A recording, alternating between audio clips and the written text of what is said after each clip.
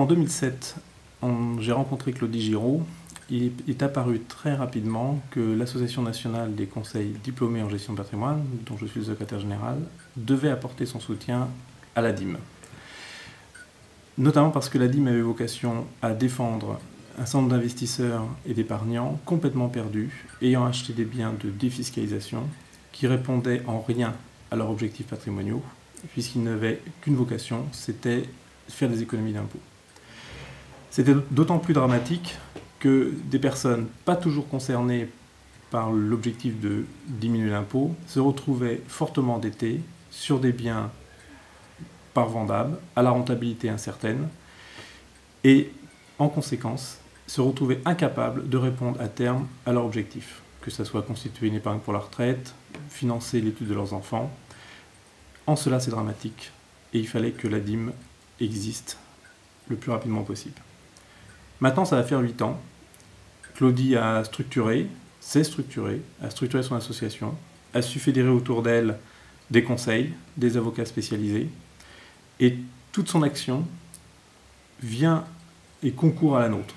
Nous sommes des conseillers en gestion de patrimoine. Notre travail, c'est, en fonction des éléments du patrimoine du client existant ou à venir, contribuer à la réalisation des objectifs du client. Et si possible, sous la contrainte fiscale. Mais ce n'est qu'une contrainte. Et aujourd'hui, quand on récupère un dossier après un défiscalisateur, on se retrouve avec un client qui est endetté, un patrimoine non liquide, des contraintes fiscales, voire des redressements fiscaux. Tout ça nuit sensiblement à la réalisation des objectifs et de l'épargnant.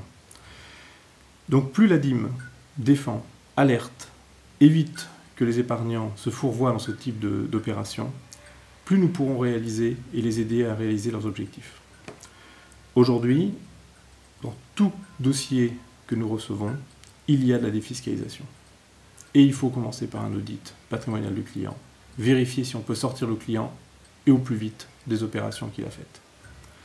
C'est pour ça qu'aujourd'hui, on est en liaison avec les avocats, les experts, car tout ce qui peut faire que l'on sorte le client et qu'on limite la casse pour lui à ce type d'opération nous permettra de repartir dans le droit chemin. C'est un combat qui va être de longue haleine. On soutient la DIM depuis maintenant 7 ans. On constate que la réglementation est toujours très en retard. La loi sécurité financière de 2003 avait prévu la constitution d'un statut de conseil en investissement financier, érigé en conseil du client, indépendant. Pour autant, la loi prévoyait un retournement de veste, puisque le CIF, le conseil en investissement financier, ne peut intermédier à l'issue de sa prestation de conseil pour le client uniquement à l'aune des mandats délivrés par les fournisseurs. En d'autres termes, je ne peux, en tant que médecin, fournir à mon client les remèdes que je lui ai préconisés qu'en fonction des mandats des laboratoires. Je finis à mon image. C'est extrêmement préjudiciable. On a eu un grand espoir en octobre 2010 que la réglementation change cet état de fait. Il n'en est rien. Il a été créé un statut d'intermédiaire en opération de banque. Et aujourd'hui, j'ai le choix entre être courtier ou mandataire. Mais c'est les fournisseurs qui choisissent quel sera mon statut.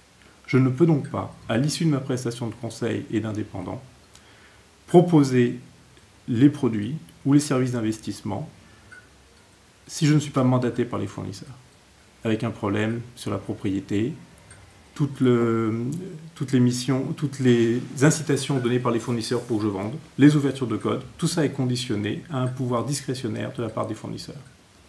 Nous n'avons pas obtenu un statut de courtier en produits financiers qui nous aurait permis, en architecture ouverte, de travailler totalement indépendamment, de bout en bout, des fournisseurs. C'est un nouveau combat, on y travaille. Claudie essaye de régler le problème de la défiscalisation, elle est en passe d'y arriver. Ce combat passe par une amélioration de la réglementation, une amélioration de l'information des investisseurs potentiels, qui doivent se former, ça rééquilibrera la relation. Les assureurs en responsabilité civile professionnelle doivent aussi jouer le jeu. On commence à se rendre compte que certains assureurs n'assurent que des cabinets ou des prestataires avec peu de contentieux ou des process de qualité. C'est un grand pas. Mais je pense aussi que les juges et la magistrature doivent être formés, doivent agir relativement vite, car le temps joue souvent contre les clients et les décisions ne sont pas toujours d'une efficacité pour rectifier le préjudice. Nous voyons aujourd'hui pas mal de réseaux de distributeurs de produits de défiscalisation faire faillite. Il n'y a aucun actif appréhendable, aucun moyen d'indemnisation. Et les montants des assurances responsabilité civile professionnelle qui sont derrière sont largement insuffisants pour indemniser les préjudices. On se retrouve donc une nouvelle fois avec des clients avec un patrimoine déséquilibré, pour ne pas dire ruiné, et une impossibilité de répondre à leur objectif. C'est pour ça que l'ADIM a 7 ans. On espère qu'elle aura encore quelques années devant elle pour clarifier totalement le périmètre. Et la NCDGP est parfaitement en phase avec ces démarches. Je pense que c'est une démarche de salubrité.